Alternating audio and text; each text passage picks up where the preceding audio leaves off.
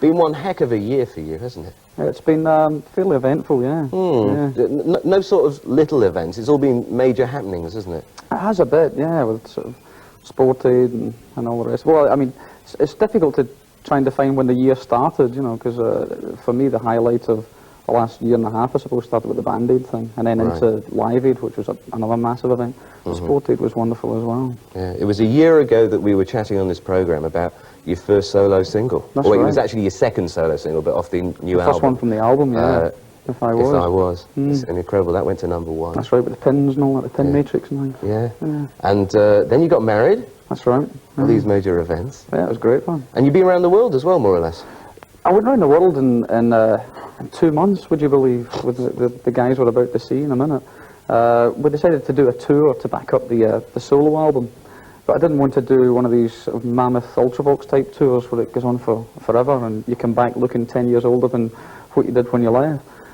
So we decided to go to Australia and Japan and America and Canada and all around Europe, and we did it all in just under 2 months. Were you worried about doing your first solo tour?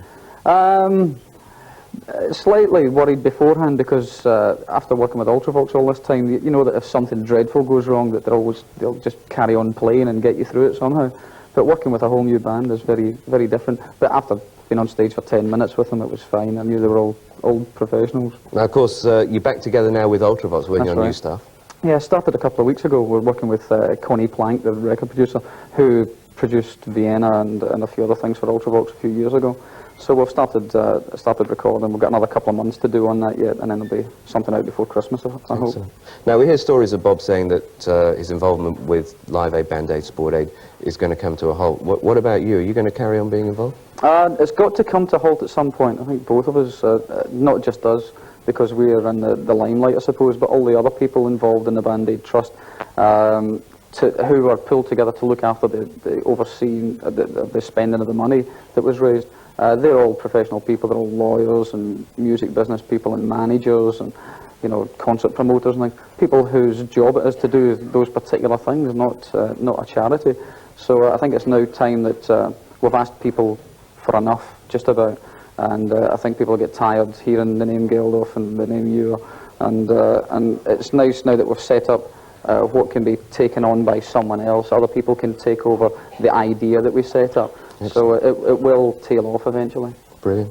But you'll still be involved, obviously, to a certain extent. We've still got an awful lot of money to spend yet, so we'll still be involved until that money's spent. That must be the fun part. Actually, last week on the programme, we had a Pet Shop Boys competition. Chance for you to win Pet Shop Boys sweatshirt is give the address, all right? Now, the address, if you want to win 40 Manchester M60 1FR, what is Midge's real name? OK, Midge is going to be singing a couple of songs for us on the programme. Here's the first. We're delighted to welcome him here, singing a song which went to #1 for him within the last 12 months. Midge Ure, If I Was.